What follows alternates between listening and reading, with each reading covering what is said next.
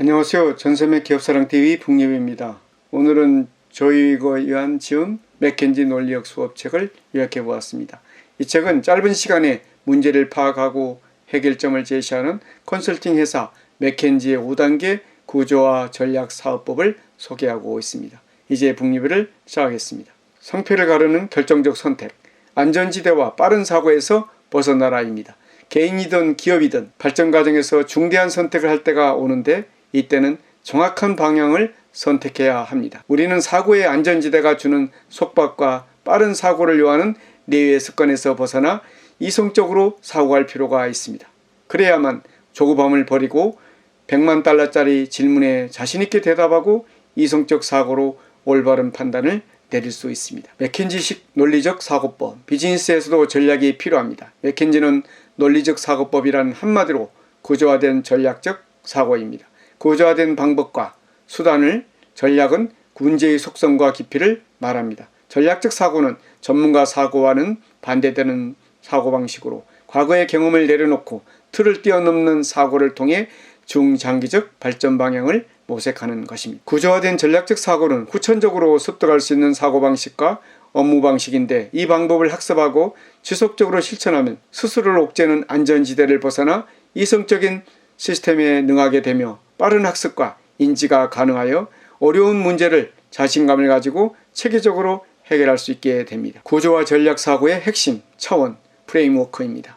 전략적 사고를 하려면 분야를 초월해 더 높은 차원에서 모든 해결 방법을 찾아야 합니다. 분야가 달라도 성격이 유사한 전략 문제라면 그 문제 해결 방안은 분야를 뛰어넘는 보편성을 갖춘 것으로 볼 수 있는데 슬래시족들이 전략 문제에 임할 때 풍부한 전문 배경 지식 없이도 자신만만하게 해결하는 비결이 여기에 있습니다. 문제를 구조적으로 분류하는 사고 루틴을 프레임워크라고 하는데 여기에 장점이 있습니다. 첫째, 이 방법으로 분류한 프레임은 논리가 탄탄하기 때문에 까다로운 사람들이라도 허점을 찾아내기 어렵습니다. 둘째, 이 구조는 특정 산업이나 프로젝트를 뛰어넘는 보편적인 특성이 있습니다. 셋째, 처음에는 분석의 윤곽선이 거칠 수 있지만 프레임워크가 심층적 사고의 출발점이 되어 한층 더 깊은 세부 토론으로 발전하도록 이끕니다. 프레임워크는 본질적으로 특정 문제에 대한 구조화 분류를 마친 전략적 사고의 산물입니다. 분류는 논리적 사고의 출발점입니다. 논리적 사고법의 기본기인 구조화 분류는 쉽게 말하면 나누기입니다. 문제를 위부터 아래로 분석하면서 차원에 따라 더 상세하게 분해하는 것입니다. 구조화 분석 능력이 부족하면 토론과 정책 결정 과정에서 중요한 문제를 앞에 놓고 주제와 관계없는 엉뚱한 아이디어만 늘어놓게 됩니다. 최종 의사결정의 질도 보장할 수 없게 됩니다. 구조화 분류는 앞에서 언급한 본능적인 빠른 사고와는 달리 의식적이고 자기주도적인 행동인데 이는 하루아침에 갖춰지는 능력이 아니니 점진적으로 훈련해 나가야 합니다. 다차원적으로 분류해 사고의 폭을 넓히다. 실제로 문제를 해결하는 과정에서 비판적 사고자는 2개 이상의 차원을 동시에 사용해 문제를 분석하는 다차원 분류를 해야 합니다. 구조화 전략 사고를 하면 프로젝트의 우선순위에 대해 일치된 판단을 내림으로써 이런 비효율적이고 무질서한 상황에서도 벗어날 수 있습니다. 논리적 사고 4대 원칙입니다. 새로운 맥켄지 5단계 기법 1단계 문제 정의입니다. 올바른 문제 정의가 시작입니다. 문제 정의는 말 그대로 문제의 뜻과 한계를 명확히 하고 우리는 지금 무슨 문제를 해결하고 있는가라는 질문에 답하는 것입니다. 문제를 분명하게 정의할 수 있다면 진정한 해결 방법을 찾는 것도 그렇게 어렵지 않습니다. 문제 정의는 문제 해결의 근본적인 방향성을 제시하는 중요한 단계입니다. 문제 정의에 오류가 생기면 다른 단계에도 오류가 생기며 결국 동문서답식의 엉뚱한 답을 내놓게 됩니다. 2단계 구조화 분석, 논리의 함정을 조심하라. 문제를 정의한 다음에는 그 문제에 대한 구조화 분석을 진행해야 합니다. 구조화 분석에는 논리는 꼭 필요한 기초 요소이며 분류를 아무리 잘해도 빈틈없는 논리로 연결하지 못하면 소용이 없습니다.